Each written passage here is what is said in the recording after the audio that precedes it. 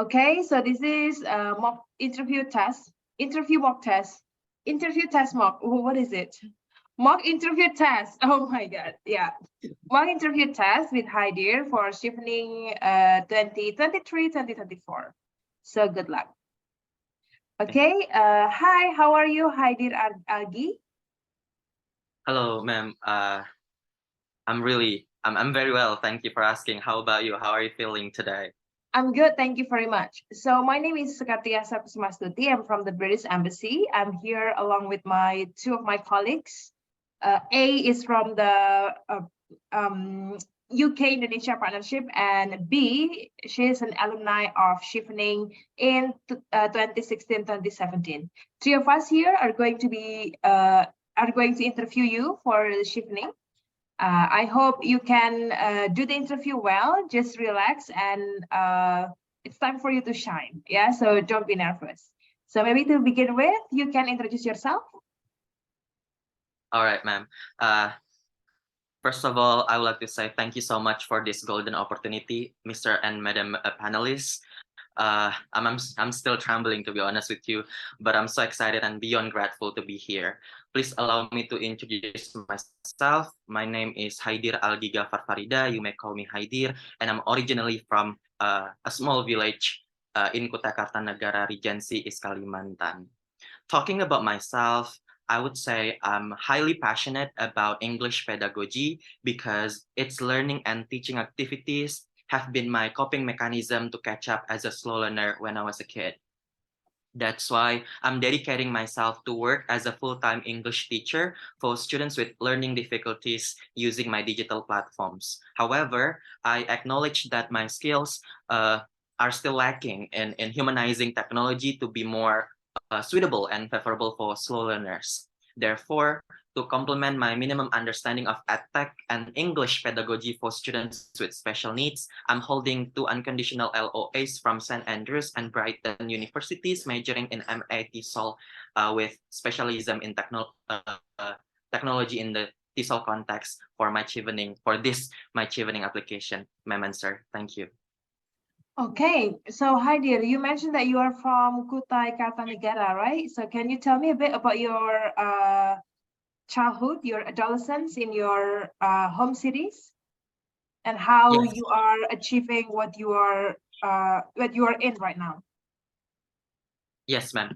Of course, I grew up in a small village called Oalepu in Tenggarong Seberang, Kutai Kartanegara Regency. I went to my primary school, secondary school, middle school, and high school in the same city in my hometown. However, when I was 7, I was diagnosed for the first time to be having this learning difficulties as a slow learner, having difficulties in reading, handwriting, and articulating.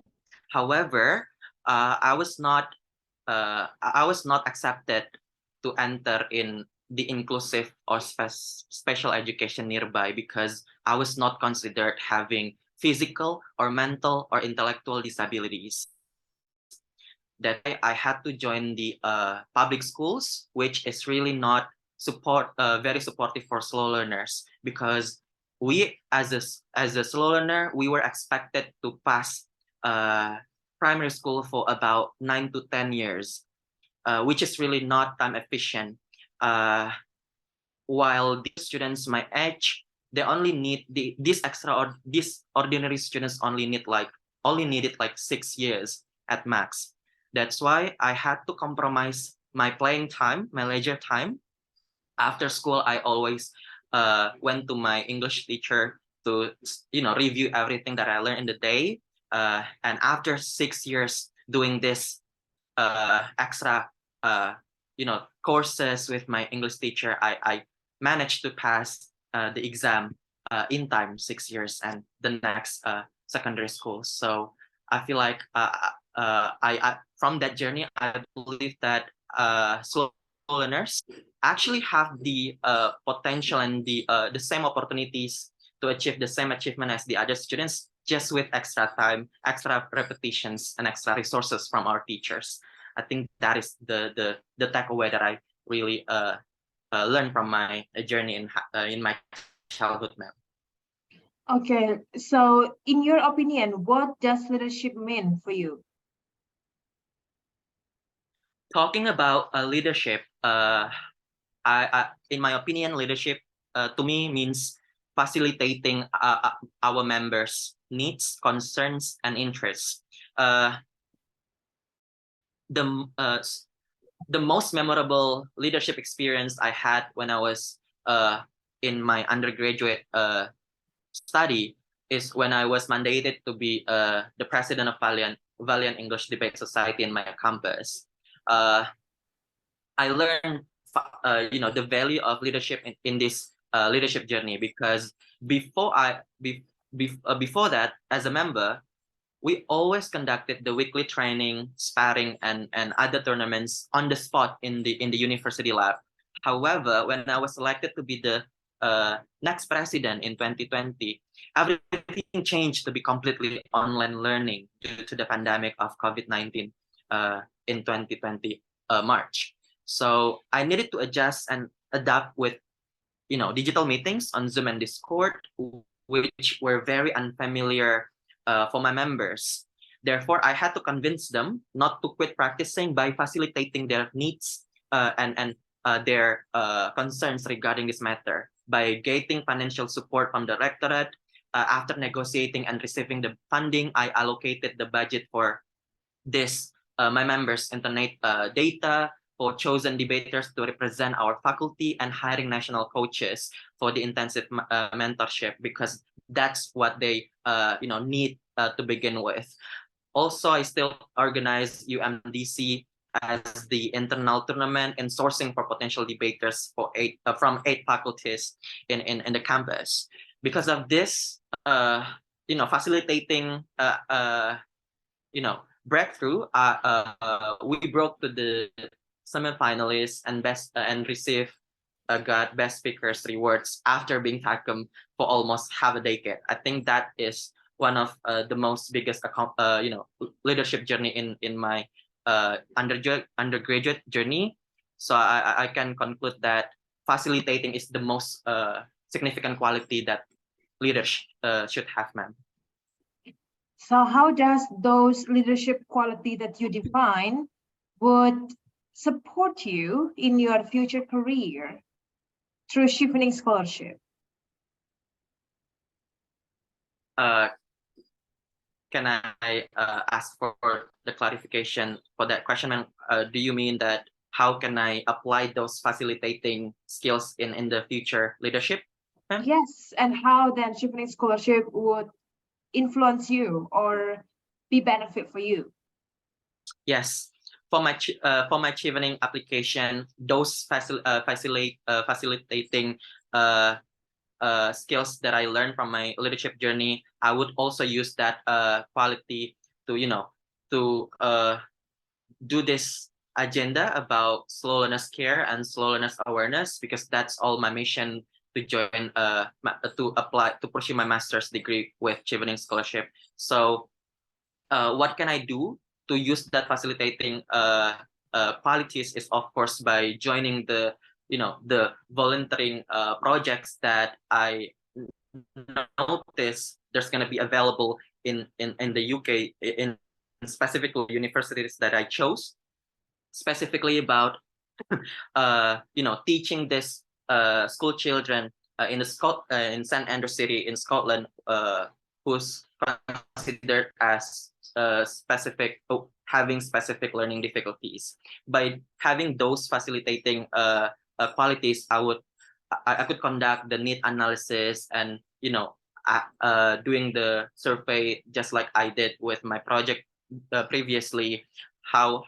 this kids having that learning difficulties to begin with. Because talking about the learning difficulties, there are actually 5 different categories of learning difficulties. So I need to analyze that one with, of course, the support with educational psychologists nearby, and then we can conduct the suitable methods to help them, to support them learning and learning the lessons required. Of course, the method that I already know at the moment is about repetitive methods and also with the help of suggestopedic approaches, which means learning while doing something that they like. For example, physical or digital platform like Monopoly board games and flashcard or cue cards. That's how I can facilitate the needs of these school children in the volunteering projects that I envision to join, ma'am. How do you make use of your networking skills to help you doing your social work, particularly in helping children with the slow learning cases? Yes, ma'am. Talking about my experiences or my journey in building my relationship or networking, I would say when I was so it happened in my undergraduate journey. When I was a freshman, I took this learner development course, ma'am, which encouraged me to initiate my very first mini project regarding English for young learners under my Professor Utami's guidance. After doing my survey, I found that 3 out of 30 students in primary school in Kutai Kartanegara Regency and more than 50% of orphans in Malang City were categorized as slow learners, and most of them failing classes. Like I said, in primary school, they needed like 9 to 10 years, which is really not time efficient. Based on the research from my supervisor provided, she showed me that English is considered as one of the collaborative tools to help students with learning difficulties to improve their memory and comprehension, because this English language teaching can help learners critically evaluate their learning and gain their confidence to communicate and development strategies to overcome fear in actually having those distractions. Therefore, based on those problem and background that I already got with the help of my professor as well, I created this platform named I call it Slow Learners Care, to be the bridge between English department students like me at that time and slow learners. So I invited my cohort and Legato Students Association in my campus to join with me to practice our pedagogy together in the orphanages. I convinced more than 50 peers of mine to teach this pro bono agenda by giving them this urgent data from my supervisor as well, and also providing them with this safest place to learn teaching, because they actually needed pedagogy practices and of course a certificate after doing the agenda. In the community, I introduced the rote learning or repetitive learning methods, for instance, about spaced repetition by using flashcards, cue cards, and suggestopedic approaches for all tutors before we teach these learning students. And after a 2-year study, as a result, after we doing this weekly agenda every Sunday or Saturday, more than 10 students improved their IQs and also passed their final exam in time, in 6 years, some 7 years, which is really more time efficient than 9 to 10 years, and continue to their dream secondary schools. I think that is one of my networking experience when I was in undergraduate study, ma'am. Okay, so may I know what universities that you are choosing and whether or not you already received the LOAs? In the UK, ma'am? Yes, of course. Right. Yes. I picked Manchester University, majoring in MIT Solvational Technologies, and the second one, St. Andrews University with MIT Sol with Technology for teaching, and the third one is Brighton University, majoring in MIT Sol with ICT, or Information and Communication Technology. Have you received any LOA from them? Yes, ma'am. Alhamdulillah, I already received 2 unconditional LOAs from this St. Andrew and Brighton universities, ma'am. Okay. So why do you choose these 3 universities? What are the considerations? Because I check your essays, most of your ideas would be like more into teaching English and technology. Why these three universities? Yes. After looking into the course catalog, I am immediately drawn to the TESOL MA and MSc programs in this specific three universities because they not only they offer courses about TESOL theory and fundamentals, but also they provide edtech practicality that will be relevant to develop my digital platforms prototypes for my initiative Slowness Care, man. Uh, uh, Comparatively, I am aware that there are other universities in the UK or even outside of the UK that also offer the similar courses combining TESOL and technology. However, those universities only make the technology modules to be the elective courses, ma'am. Which means it's not going to be available all the time. That there is no guarantee that in my term it's going to be available. It's a different case with this three options that I already picked for my Chevening application, because these three specific universities, Manchester, St Andrews, and Brighton, they have made this TESOL and technology modules as the core and compulsory courses, ma'am, which means it's going to be available all the time, even in my term, either it's in the next September or next year, February. So because of that, I don't need any worries regarding there's kind of missing program. So because of that guarantee and specific modules that are really useful for my edtech practicality and also about English, and they also provide the psychological modules regarding the TESOL theories and context to teach students with special needs, not only for physical or intellectual and mental disabilities students, but also students with specific learning disabilities or difficulties such as dyslexia, dyspraxia, dyscalculia, ADHD, and slow learners, ma'am. I think that is my main reason why I chose these three universities. So how long have you been working? After graduation or before graduation, ma'am? Yeah, after graduation. After graduation, I have been working for almost 1 year now in the full-time in global English, hobby education, and listener education, ma'am. So apparently that you have less than 2 years working experience as a full-timer.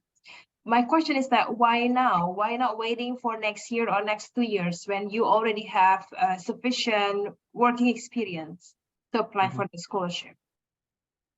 Wow, that's a very interesting question, ma'am.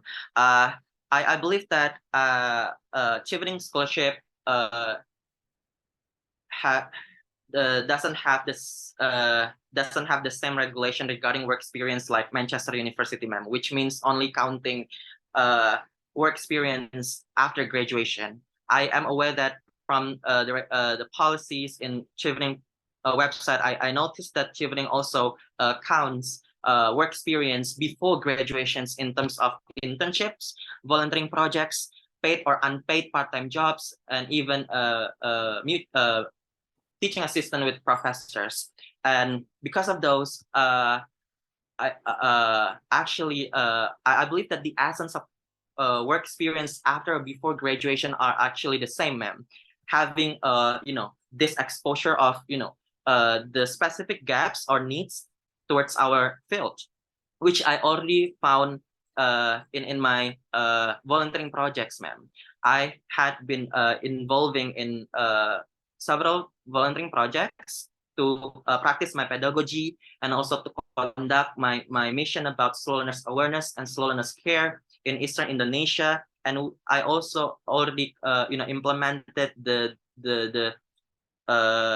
repetitive methods and Suggestopedia. But however, I found the gap that it's not enough just to rely on our teachers.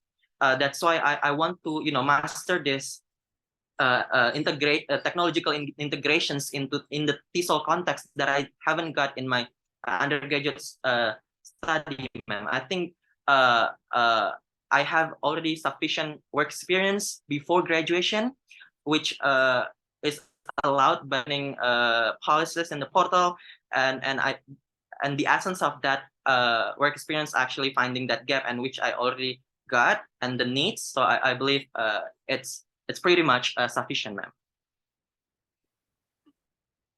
What do you intend to do after completing your master program? I'm sorry, ma'am. Are you referring to my short term and medium term and future long run goals? Yes. Yes. Talking about my contribution plan in the future after graduating my master's, I have short term, medium term, and long term goals, ma'am. In the first 2 year, I want to be a TESOL web developer, because I would have those tech practicality in the TESOL context in one of my chosen universities by by disseminating my web app prototype that I would have developed from my R&D master dissertation in my communities. The immediate goal that I already have in mind is improving my digital platforms, which is rewritewebapp.com, to be slow learners friendly by having this unique repetitive columns and suggestopedic figures, and introducing it and implementing it to my community's slow learners care in Kutai Kartanegara Regency and Malang City. Of course, I shall collaborate with other educational psychologists and experts to have this trial and error and have the analysis regarding the implementation and dissemination from Chevening network. That's why I think Chevening is really exclusive for fulfilling this short-term goals, ma'am, in my communities to launch this project hand in hand and conduct other online and offline classes, webinars, and training regarding English for slow learners with the help of EdTech. In the first 5 years, my medium-term goal would be expanding my initiative Slow Learners Care to be educational, to be more inclusive educational business, to be an EdTech startup that not only providing affordable English classes for the public, but also offering this scholarship camp for students with special needs. I think I need to do this because this scholarship would be sustained because it can be my investment to teach these students with special needs about English, and then after they have been graduated, if they're willing to contribute back, they can be the next tutors to teach other following students with special needs. I think this circle, if I can initiate this, it's gonna be sustained, and there's gonna be more and more students with special needs gonna be helped by this scholarship camp. In the long run, after those 5 years contribution plan, I want to be an English lecturer who is an expert in English for students with learning difficulties and ICT at the university level, ma'am. The main reason why I want to teach this English department students because they are the future of English teachers for Indonesian learners. I want to teach them to be more aware of students with special needs, specifically learning difficulties, and also to be aware of the use of digital technologies to be implemented in their learning and teaching activities. By doing this, not only could I be impactful towards my initiative Slow Learners Care, my communities, but also for all Indonesian slow learners, respectively, through this direct teachers training, ma'am, as a lecturer. I think those are my plans. Okay, so how would you make use of Chevening network in order to realize your vision in your home country? Yes, I do strongly believe that Chevening network is really, really exclusive for my goals and my plans as a web app developer in the TESOL context for students with special needs, because I noticed that two of areas in Chevening, it's all about challenging inequality and embracing technology. And because of this, there are numerous Chevening alums who also share the same passion with me, ma'am, helping a student with special needs. For example, I noticed from one of the alumni story in the website that there's this program called Special Talent Exchange Program, or they call it STEP in Pakistan and Brunei, for teaching people with physical disabilities, such as students with vision and hearing impairments. And other thing in Kenya, I noticed there's a scholar who conducted program for helping students with mental and intellectual disabilities. I really hope to be using this network in the family's family to to collaborate in conducting this mutual educational tech programs, not only for help, of course, by approaching them, and also having this international network. I want to reach out to the to those alums to speak up about pioneering slowness of advocacy and collaborate with them to prolong aid for slowness in Indonesia as well, by having this tech programs and training, ma'am. So I'm gonna use the Chevening platform. Hello. Yeah. I'm listening. I'm gonna use that. Yes, I'm gonna use that Chevening network, international network, to collaborate with educational psychologists and IT experts to hand in hand, conduct the develop, redevelop, design digital technologies in the context of TESOL for in Indonesian communities, to be specific, ma'am.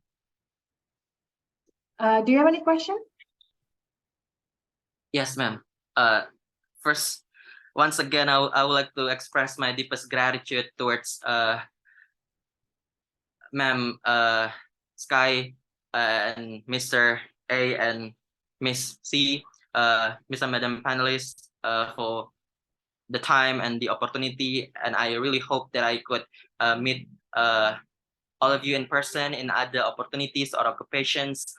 Thank you for the chance for deliver my question. I would like to ask further, ma'am, regarding the research and project collaboration among alums after the graduation, because I noticed that there are numerous mutual works already conducted by Chevening scholars from different countries, from different cohorts, which I really love to do the same, the path, if I'm selected, ma'am. However, I am wondering if there's any direct involvement from the Chevening officials to be our umbrella to easily connect with the alums from, like previous cohorts who share the same passions. So my question would be, would it be any internal mechanism to implement our research and project collaborations with like previous cohorts in the near future, ma'am and sir? If you notice that our tagline would be scholars for a year, Cheveners for a lifetime, it means that we do have a series of events, networkings, and also projects which allow the alums from one year to another, from one country to another, to collaborate and also create a huge impacts for the society without any nation boundaries and also without any, identity boundaries. That's why if you ask, do we have the internal mechanism? Yes, we do. But in order to access that, of course, you need to be successful first to be a Cheveners and also completing your master's degree in the UK. I hope that answered your question. Yes, ma'am. Thank you so much. Okay, thank you very much, Heidi, for your time. We are going to get back to you as soon as possible after we finish the interview round with other candidates, yeah? Best of luck for you. Bye-bye. Thank you, ma'am. Thank you, sir. Oh, yeah. Okay, feeling. How do you feel? Menurut saya, I did okay karena compared to previous simulations, menurut saya flow pertanyaan dari Mbak Ska ini sangat jadi saya nggak bingung gitu loh, Mbak. Soalnya simulasi sebelum-sebelumnya, kecuali yang pertama ya, Mbak ya. Pertanyaan tuh saya kurang bisa follow up gitu loh Mbak. Jadi saya takutnya nanti ada interviewer Sorry nih, it's a bit breaking up. Are you okay with your internet? dan study. Hello? Halo Mbak? Ya, kamu tadi Yes break Mbak. up. Ya Mbak, I feel fine. I'm quite satisfied karena compared to previous simulations, saya masih belum bisa catch up sama pertanyaan yang ngacak Mbak. Kalau Hmm. nggak leadership network habis nggak network urutannya udah saya sesuaikan gitu loh Mbak. Jadi kalau hafalan saya diacak jadi bingung Mbak. Ya, makanya kamu mindsetnya jangan ngapalin atau jangan, oh ini tuh harus berurutan, kayak gitu. Mindsetnya tuh ngobrol aja. Itu sebenarnya platform buat kamu untuk, apa ya curhat dan pamer aja seorang hadir tuh kayak gimana.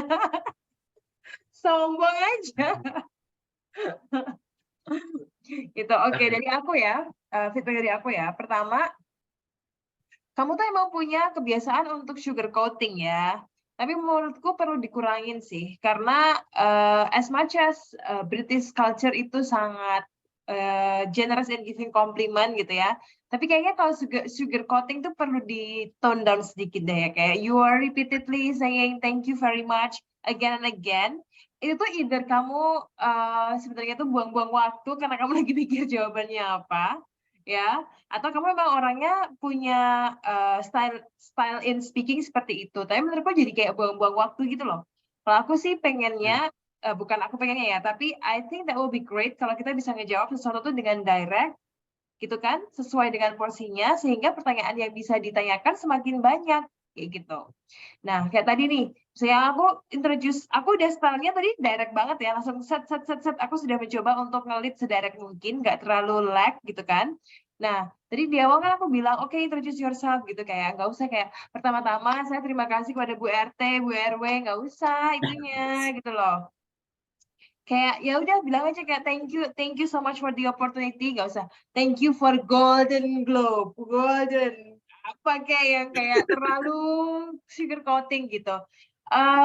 Kenapa itu mengganggu ya? Karena jadi oke, impressionnya orang terhadap orang yang suka sugar coating itu jadinya kayak seems like you are going to cover something, you want to hide something gitu loh, dengan berbicara yang terlalu mendayu-dayu kayak gitu.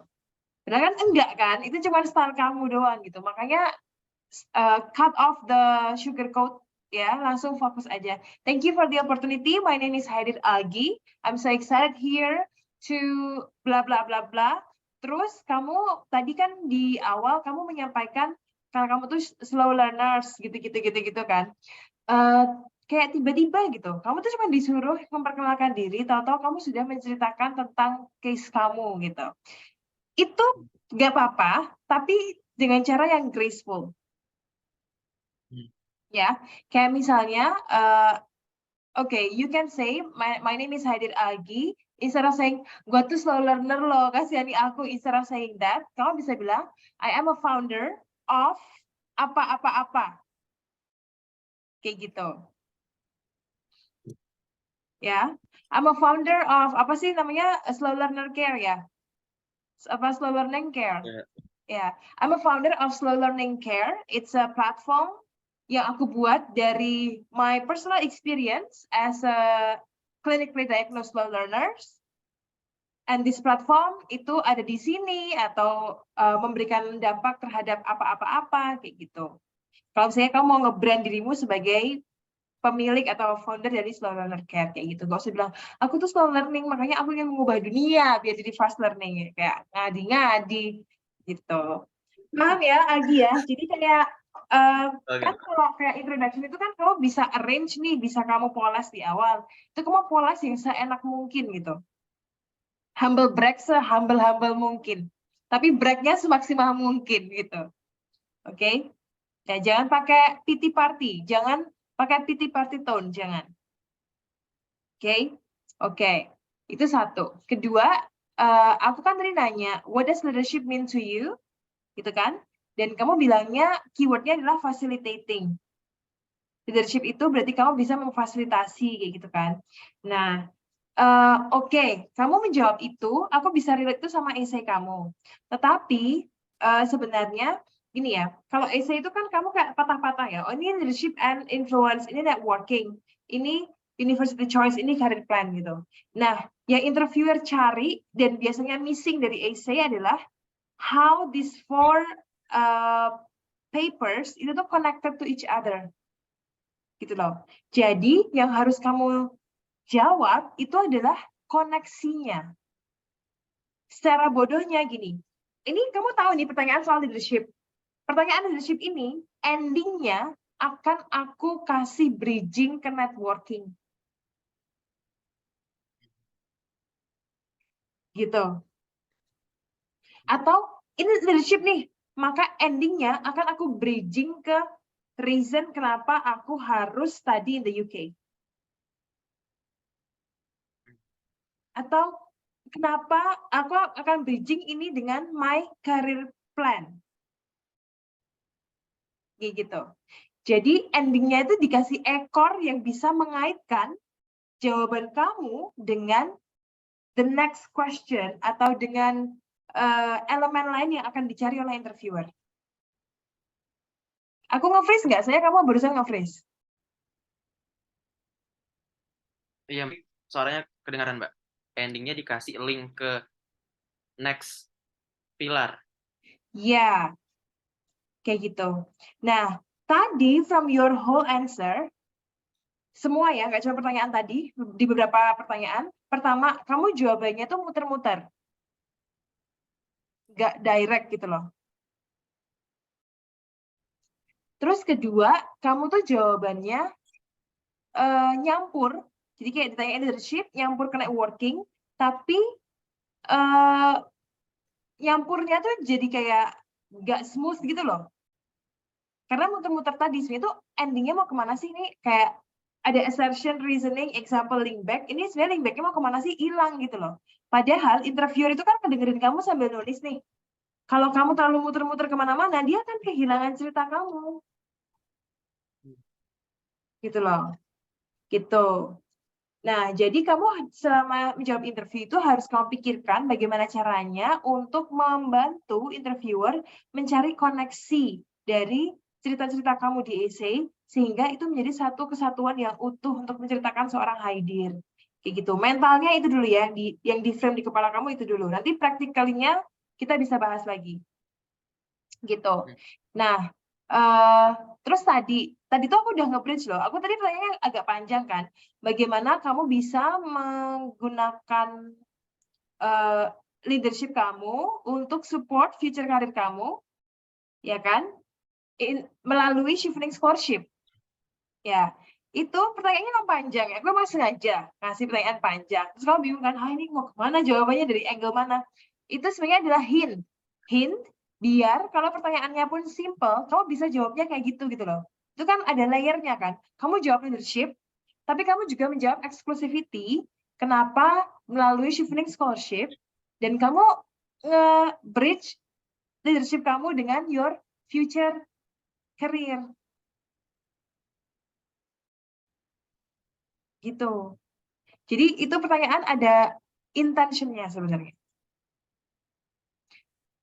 Begitu.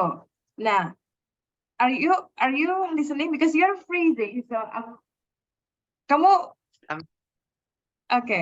Suaraku hilang-hilang kah atau enggak? Enggak, Mbak, tapi I'm listening, tapi kayak saya aja yang slow gitu. Oke, Mbak, lanjut. Oke. Gitu. Terus aku mendengar banyak jawaban tentang repetitive learning method. Terus kamu nyebutin soal suggestopedic gitu kan. Nah, ini kan sebenarnya technical term ya, yang sebenarnya kamu gunakan untuk menunjukin bahwa gue tuh beneran ngerti nih soal ini gitu kan. Tetapi sebenarnya unfortunately itu tidak kamu kapitalisasi gitu loh untuk jadi sesuatu yang gimana ya? Kamu tuh bisa mengemasnya gini. Misalnya nih, slow learning di Indonesia itu kan masih sangat sedikit ya awareness-nya ya. Sehingga metode yang digunakan itu adalah repetitive learning method gitu. Itu berhasil tetapi tidak applicable buat semua orang yang punya slow learning cases. Mengapa? Karena mereka punya beda-beda gitu kan, kasus mereka beda-beda. Makanya nih, aku tuh perlu loh sekolah di UK karena aku pengen belajar metode-metode lain yang bisa kita gunakan untuk membantu para slow learning students gitu kan melalui expertise yang ditawarkan oleh universitas-universitas ini kayak gitu. Halo? Mbak, punten. Mbak, punten, Mbak, punten, Mbak. Kenapa? Halo, Mbak. Halo? Oke. Uh, tadi terakhir repetitive methods itu berhasil sih, tapi tidak applicable. Kenapa? Kemana, Mbak? Tidak, ya kamu bisa nge-frame bahwa repetitive method itu kayak the only method atau yang paling banyak digunakan gitu loh, tapi tidak selalu berhasil juga karena kan slow learning cases ini juga macam-macam kan. Itu makanya kamu tuh butuh sekolah gitu loh. Makanya kamu butuh belajar lagi di UK Universities. Karena di sana banyak expertise yang meneliti soal slow learning kayak gitu.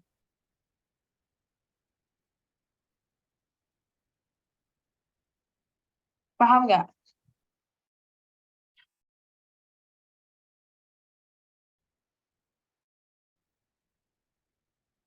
Kayaknya aku matiin videoku aja deh, biar lebih ini, siapa tahu membantu. Jangan, Mbak. Saya aja yang ganti hotspot, Mbak. Oke, baiklah. Bentar ya, Mbak. Bentar, Mbak. Ya. Wifi saya gangguan karena hujan, Mbak.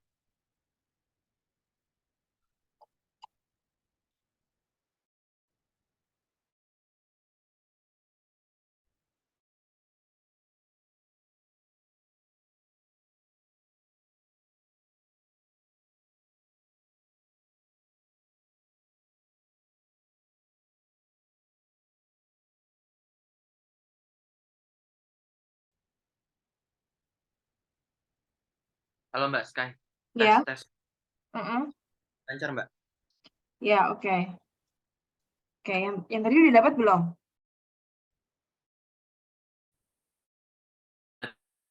Oh iya, iya. Makanya butuh ke UK karena banyak ternyata ada metode lain selain metode ini gitu ya, Mbak ya. Dan Syukur-syukur banyak kamu, expertise iya, syukur-syukur kamu udah juga. research dulu Tapi gitu. teknologinya dimasukin gimana, Mbak? Aku nggak tahu kok teknologinya. Honestly, I don't know. It's your thing. Tapi kamu udah bisa research gitu loh. Halo? Oke. Tadi bukan saya kan, Mbak? Itu Mbak Sky. Enggak. Tadi kan kamu ganti wifi. Mungkin dia baru terkoneksi gitu. Mungkin ya, nggak tahu. Enggak, kamu Oke, nggak Mbak. ngapa-ngapain. Oke, sekarang lancar, Mbak. Oke, ya sekarang lancar kok kelihatannya ya. Oke, nah kamu searching deh. Di tempatmu itu ada, apa namanya, di kampus-kampusmu tuh ada learning center atau community yang soal hal seperti itu apa enggak gitu loh. Jadi meskipun kamu nggak munculin di essay, tapi kamu nunjukin bahwa kamu tuh punya genuine interest gitu loh di bidang itu. Sehingga kamu udah searching banget nih soal di Scotland lah ada apa gitu. Pasti banyak lah di Scotland. Ada, Mbak. Ada, Mbak. Iya kan? Nah itu kamu sebutin. Knowledge yang kamu punya soal tujuan kamu tuh kamu sebutin juga gitu. Gitu. Jadi tadi kan kamu ngulang ya, itu ada beberapa kali disebut suggestopedic dan juga repetitif. Tadi 3 kali, 4 kali kamu sempat sebutin. Tapi pengulangan itu tujuannya buat apa gitu loh. Jadi sekarang mindsetnya tuh gini, oke, kamu tuh sudah punya kapital ini nih, kamu tuh udah punya modal ini gitu. Kamu tuh proven successful of a method gitu kan. Nah, kamu tuh pengen ngembangin gitu loh. Kamu tuh harus memposisikan diri sebagai orang yang membutuhkan scholarship ini. Ayo support aku biar kasusku tuh semakin punya impact terhadap manusia-manusia yang lain kayak gitu. Tone-nya tuh ke situ. gitu. On the other side, kamu harus bilang bahwa aku tuh individu yang sangat berpotensi loh. Buktinya gue udah punya ini itu gitu. Tuh, tapi kamu harus magnify juga masalahnya kan. Kamu juga harus kasih tahu masalahnya, kekurangannya. Kalau repetitive learning udah berhasil, terus kamu udah bisa bikin website yang suggestopedic, ya ngapain kita ngasih kamu funding? Ya udah kamu lanjutin aja, good luck gitu kan. Itu. Jadi menurutku tadi mindsetnya apa ya, perspektifnya kamu dalam menjawab tuh masih kurang strategis gitu loh. Oke. Nah, terus waktu aku nanya kenapa milih 3 universitas itu, kamu tuh kan juga masih agak muter-muter nih. Maksudnya pertama sebelum muter-muter kamu tuh repetitif terhadap isi essay kamu. Sesuatu yang sudah kamu sampaikan di essay itu dijawab secara singkat dan padat saja, gitu kan? Tapi ketika kamu ditanya pertanyaan yang sama, maka yang harus kamu highlight itu adalah comparative advantage-nya, comparative analysis-nya.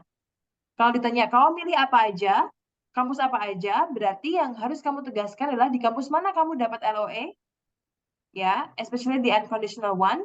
Terus mengapa kamu memprioritaskan kampus-kampus tersebut? Gitu. Kalau cuma nyebutin, ya di essay juga udah ada.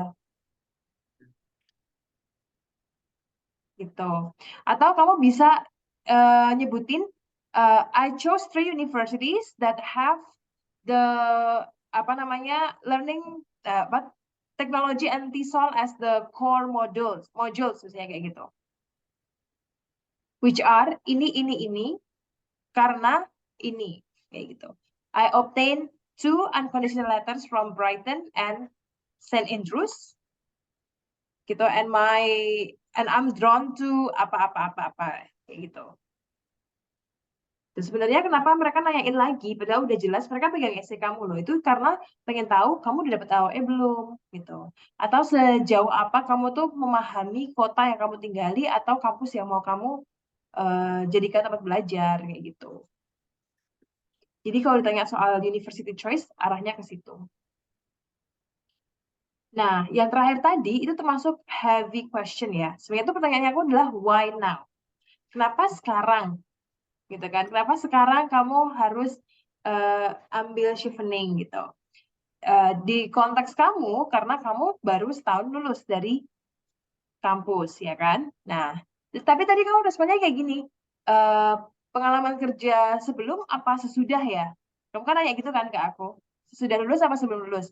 Harusnya kamu jawab aja kayak gini, overall, I have more than 2 years working experience that I started even before I graduate from my university. Nah, selesai kan? Kamu nggak usah nanya ke aku gitu loh. Itu nunjukin bahwa iya kamu jujur gitu kan, tapi kedua juga itu tuh keistimewaannya aku, keren kan, belum lulus aja aku udah punya working experience, ya gitu loh. Gitu. Nah, terus kamu baru jelaskan gitu, kenapa sekarang.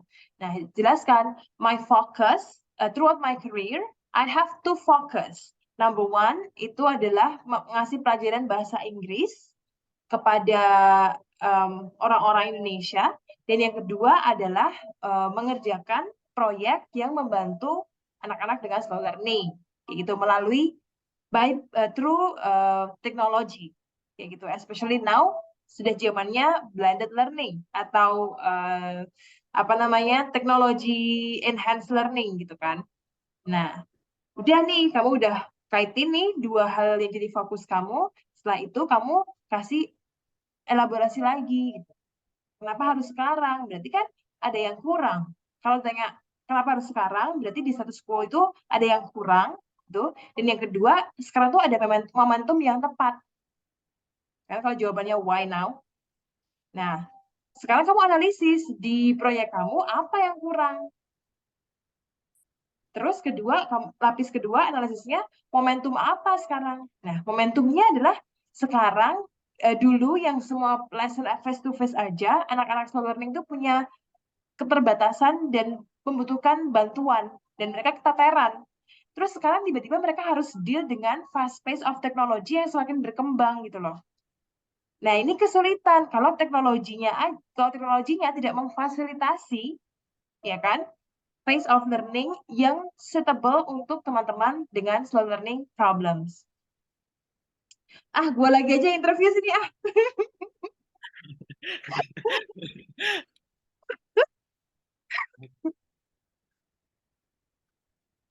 Dengar, ini aku nggak mencoba untuk mendirect jawaban kamu ya. Kamu analisis sendiri ya. Tapi itu kayak contoh gitu loh. Dan aku mencoba untuk ngeset pola pikir kamu gitu. Jadi tuh ke sini loh. Mental kamu tuh di sini loh. Terus persen kamu tuh ke sini loh gitu loh. That's what I'm trying to do. Jadi apapun pertanyaannya, kamu tuh siap gitu. Kamu bisa lebih strategis untuk mengkaitkan itu dengan jawabannya. Gitu. Nah, yang terakhir, kamu kan punya waktu 30 menit. Kemarin aku sudah bilang yang paling efisien so far, based on the studies, itu adalah 4 minutes rule. Ya kamu kalkulasi aja, oh berarti kalau 30 menit, tambah wishy-washy di depan dan sebagainya, probably I'm gonna get like around 7 to 10 questions in the interview. Ya kan? Nah, berarti kamu punya bayangan gitu loh, flow of the interviewnya. Oh mungkin question about leadership itu akan 3 mungkin gitu loh. Kamu bisa kira-kira bisa kamu map sendiri berapa poin pertanyaannya kayak gitu. Gitu. Dan di setiap pertanyaan sebenarnya tuh gini.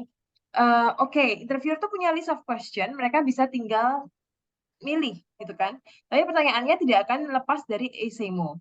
Tapi sebenarnya kamu atau kita sebagai yang diinterview itu punya power untuk mengarahkan the flow of the interview.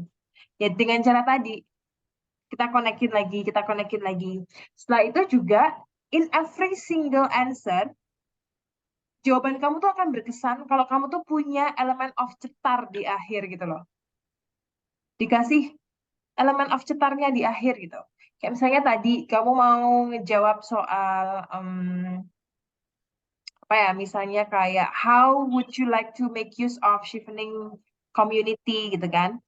Nah, itu kamu harus ada elemen cetarnya deh di akhir. Apa gitu yang bikin kamu tertarik sama chevening, atau yang eksklusif di chevening doang adanya tapi nggak ada di beasiswa lain kayak gitu. Kayak gitu. Ada pertanyaan nggak? Ini masih Gerambiang ya? masih kepanjangan tadi Mbak ya, lebih dari 4 menit ya Mbak ya. Enggak sih, maksudnya kalau sebenarnya in terms of time itu appropriate aja. Tapi cuman the significance of the answer itu loh yang harus kamu improve lagi. Ada masa di mana ketika kamu ngomong, aku rasanya kamu lagi debat, tapi kamu nggak begitu ngerti kasusmu. Ngerti gak sih? Kayak, Iya, aduh Mbak. belum 7 menit ya, belum 7 menit ya gitu loh. Ada masa di situ gitu loh. Sehingga kamu arahnya mau kemana ya gitu.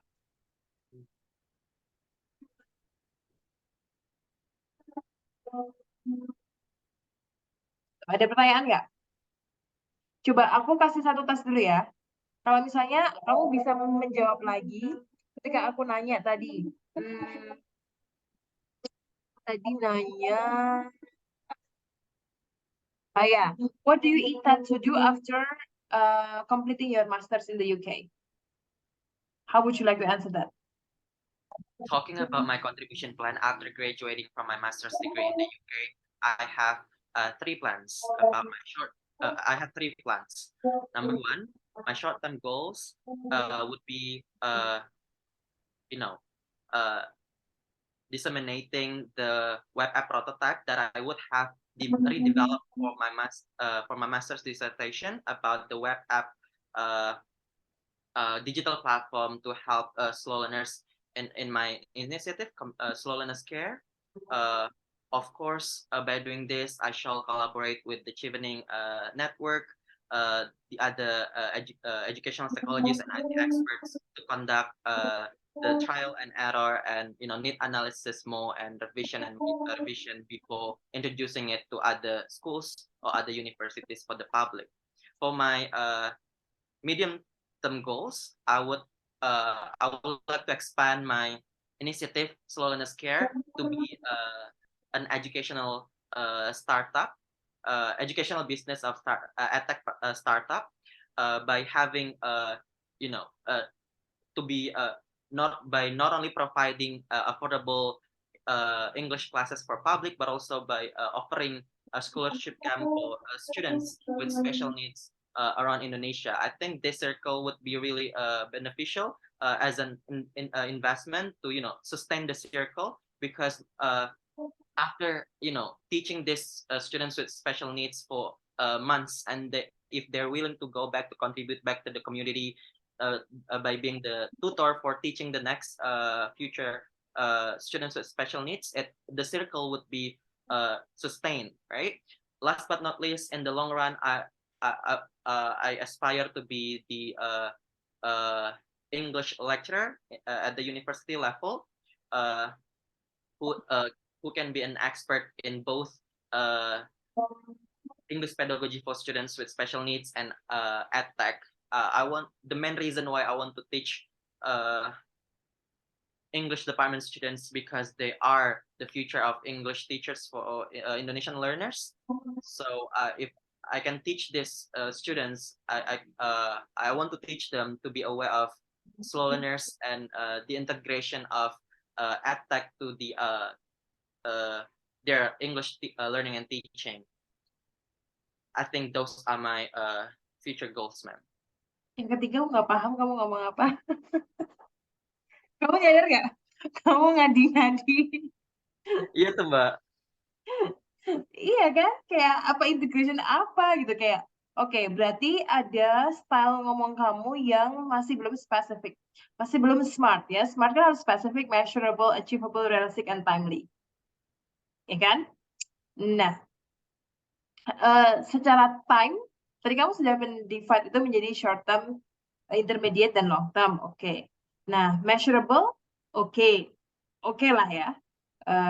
Achievable, kita tidak tahu, but I think it's possible.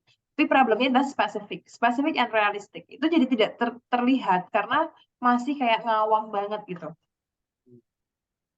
Kayak misalnya, what do you intend to do after shifting master program? Kamu tuh bisa narik dengan, after I graduated from UK University, I believe that I'm going to have, sebutin 2 skill yang eksklusif yang kamu dapat.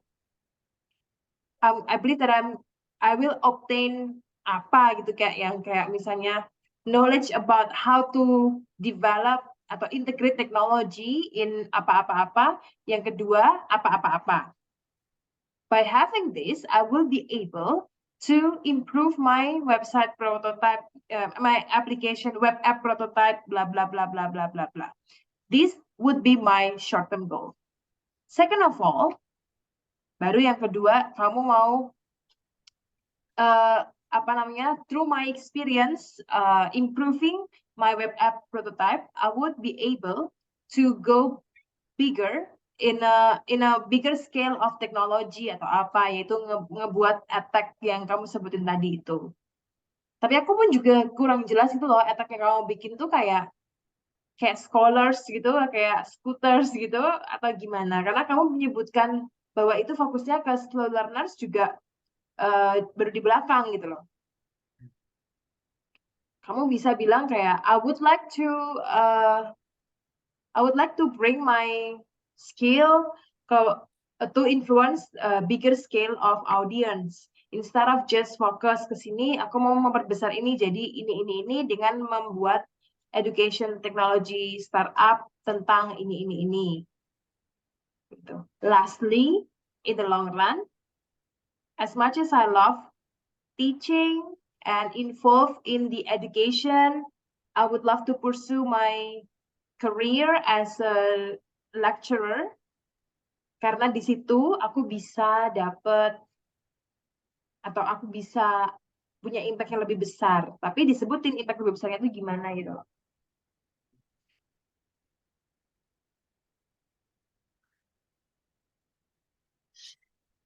Nggak sesmooth itu send postingnya, Mbak. Ya Allah. Ya emang, makanya interview kan. Makanya latihan kan. Aduh, ya Allah. Gitu. Gitu ya. Ada pertanyaan lagi nggak? Sebentar, Mbak.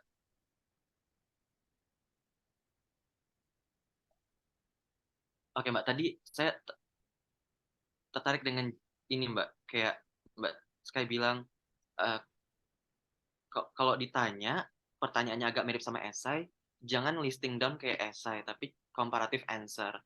Mm, Eee, saya udah dapat idea kalau pertanyaannya tentang why 3 univ itu gitu, mm. karena udah ada risetnya kayak segala macam. Tapi kalau pertanyaannya sama tentang leadership sama networking Mbak, kan Nggak ceritanya apa. Kalau aku akan make it short, make the same answer short, tapi add more relevance dengan pilar yang lain tadi kamu bilang. Oke, misalnya ya, bentar aku buka essaymu dulu. Misalnya cerita, I don't know if this like the essay that you submit, tapi intinya kamu bekerja sama dengan NGO kan di remote areas ya nggak? Bentar, aku baca bentar. Iya nggak? Itu bukan essay yang kamu submit. Apa udah berubah lagi? betul Mbak, Yang ini kamu bekerja sama dengan NGO kan? iya Nah, Mbak. nah itu kan bisa kamu relate kan? Saya kamu cerita, aku udah bekerja sama sama NGO gini gini gini, role aku sebagai ini. Unfortunately, saat itu aku masih belum tahu nih gimana caranya untuk bla bla bla bla bla. Makanya aku rasa this is like the right momentum for me to enhance or sharpen my skill dengan ngambil S2. Oh, Cetarnya kan di situ. Itu kamu biar ngaitin, itu kamu sudah menjawab why S2 now. mmm, Gitu. Instead of kamu ngulangin dengan kata-kata yang sama, plek jiplek sama yang ada di essay.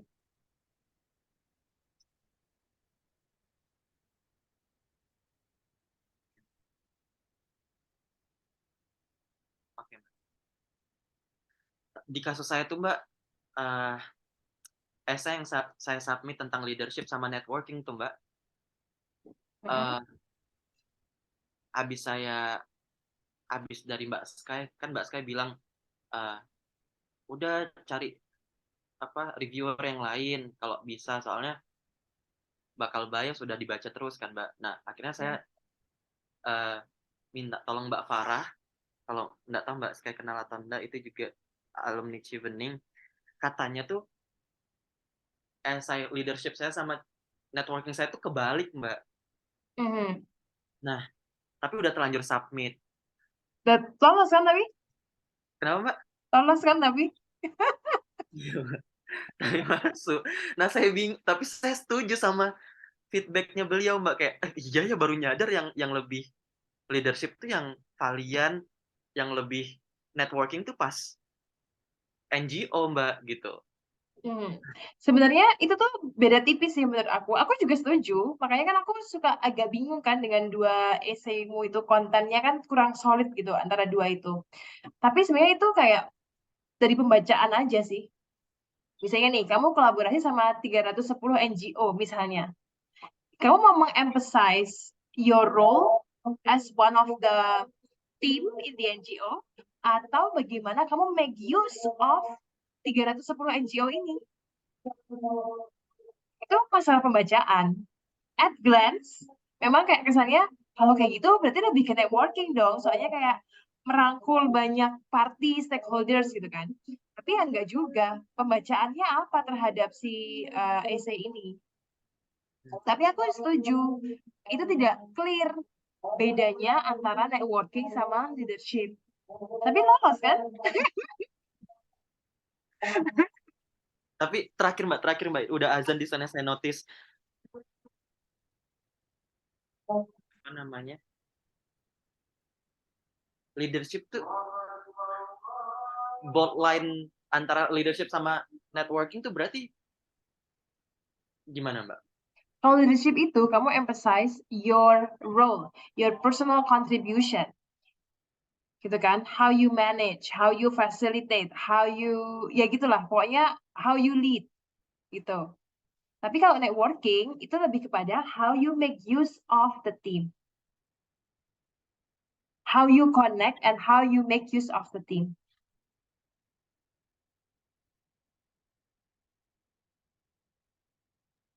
Make use of the team tuh harus saya juga punya benefit sama mereka, Mbak. Ya iyalah, benefitnya bisa ke kamu, bisa ke third party.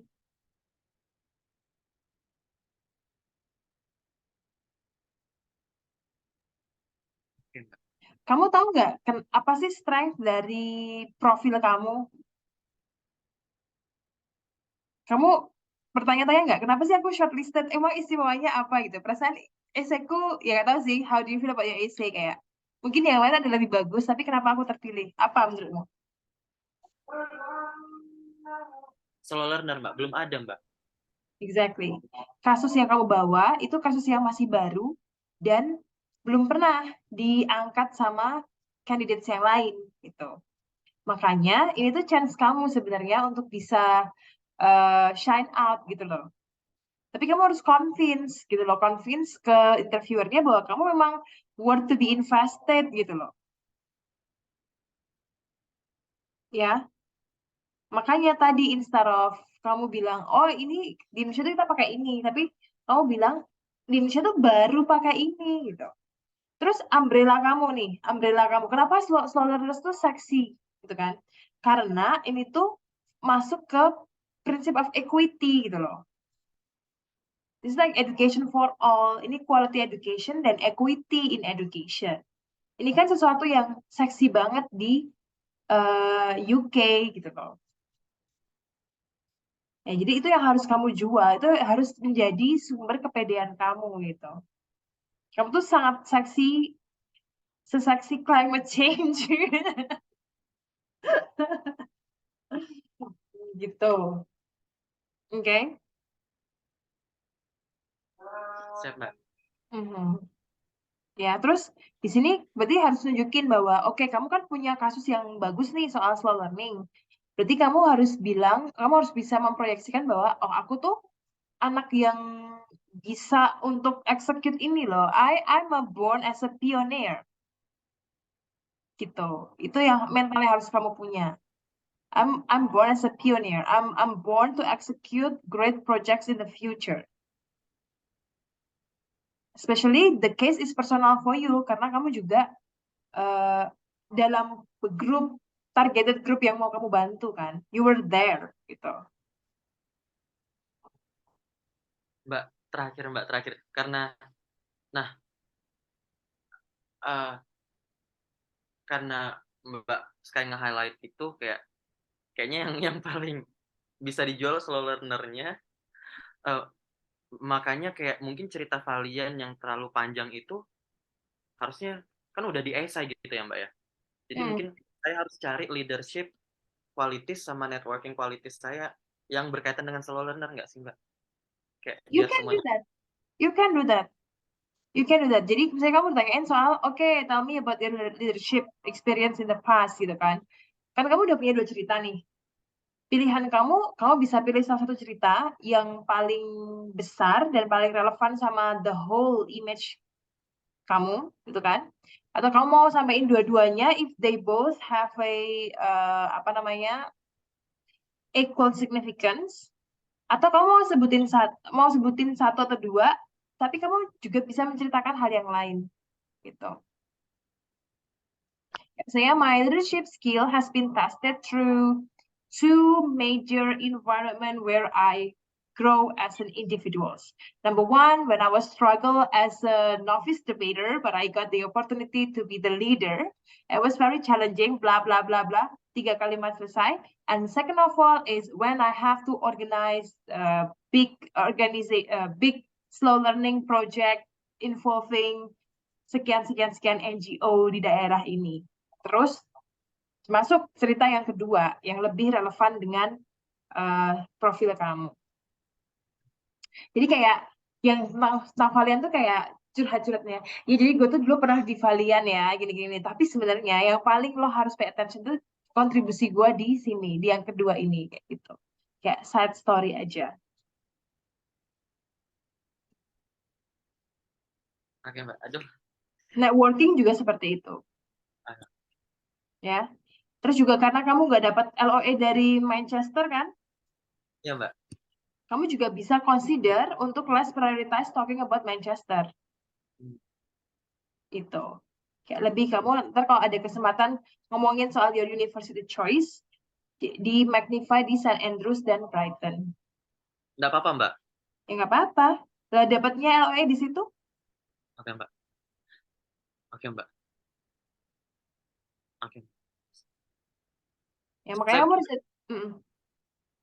Saya boleh bilang kayak kalau memang harus pilih, ya saya pilih St. Andrews. Yang kedua karena Manchester belum ngasih kesempatan untuk intake tahun ini. Nggak Ngasih usah, kesempatan. itu udah jelas. Lu nggak dapat LOE, yang jelas udah nggak dikasih kesempatan. Nggak usah, itu basa-basi. Oke Ya Mbak. kamu bilang aja kayak, and I'm happy with I'm happy with my options between St. Andrews and Brighton, because in St. Andrews aku bisa gini gini gini gini gini, dan di Oh, Brighton aku bisa investasi gini gini gini. apa yang ada di St. Andrews ya Mbak ya? Iya, nggak usah kayak, aduh Manchesternya belum nih, nggak usah, udah jelas. Mereka juga udah tahu. Astagfirullahaladzim. Oke Mbak. Oke Mbak. Data Mizab Mbak, tapi saya mau tanya, dari jawaban saya tadi kelihatan hafalan nggak Mbak? Kelihatan baca nggak Mbak? Aku masih ngerasa sebenarnya sih enggak hafalan as in kelihatan kamu nyontek di screen ya. Tapi aku masih bisa merasa bahwa this is something that you prepare gitu loh. Enggak flowing as a conversation. Gitu. Makanya begitu ada pertanyaan yang agak nge-twist gitu, kayak langsung ada, aduh aku tidak siap. Nah, kayak tadi misalnya kamu bilang a very interesting question gitu kan, kamu ada bilang kayak gitu. Itu tuh sebenarnya kalau kamu ngomong kayak gitu, jangan kelihatan very interesting question apa ya gitu. Jangan kelihatan kayak gitu, tapi kayak benar-benar interesting gitu loh pertanyaannya, kayak oh it's a very interesting question. Ya gitu loh, kayak ngerti gak sih? Iya, iya. Tone-nya, mimik kamu itu kan kelihatan. Kamu bilang, oke, kamu bilang well aja tuh, well bingung sama well gitu tuh beda gitu kan. Nah, kalau yang aku tangkap tadi, kamu sebenarnya menjawab pertanyaan, tapi aku masih merasa bahwa you prepared already gitu. Aduh, 2 minggu lagi Mbak. Mbak. Gak Oke, apa-apa, aku juga latihan semingguan doang kok. beda ya.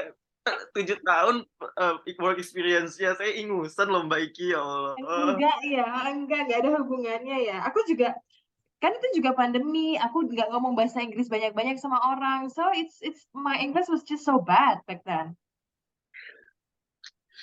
Kamu kan ngajar, sering ini kan, banyak ketemu murid ngomong bahasa Inggris, ketemu bule-bule teman-teman kamu itu. Belum 7 tahun Mbak. Belum 7 tahun. Ya elah, banyak kali yang belum jutaan juga udah dapat chevening. Kamu mungkin salah satu yang termuda loh, shortlisted kandidatnya. Paling ingusan Mbak. Hmm, ya, dan besok kalau misalnya, ya semoga hasilnya yang terbaik. Kalau misalnya belum dapat ya nggak apa, coba lagi. Karena kalau kamu udah shortlisted, berarti kamu sebenarnya udah good to go gitu kan. Oke Mbak. Itu ya. Mbak, boleh minta rekamannya tak Mbak? Iya, boleh. Nanti aku kirim rekamannya ya. Dan boleh tak upload tak Mbak? Boleh, ya boleh. Tapi kalau nanti upload, gue pas bagian bagus ya. Oke Mbak. Di YouTube loh Mbak. Jadi Di YouTube. buat memori aja Mbak. Kalau Oh udah my God, Ibu sama royalty, Mbak Hai. royalty, royalty. Ya udah, oke ya. Oke, segitu dulu ya. Kita ketemu lagi minggu depan di jam dan hari yang sama, oke? Thank you Mbak. Oke. Thank you Mbak. Bye-bye. Have a good day. Bye. Thank you Mbak.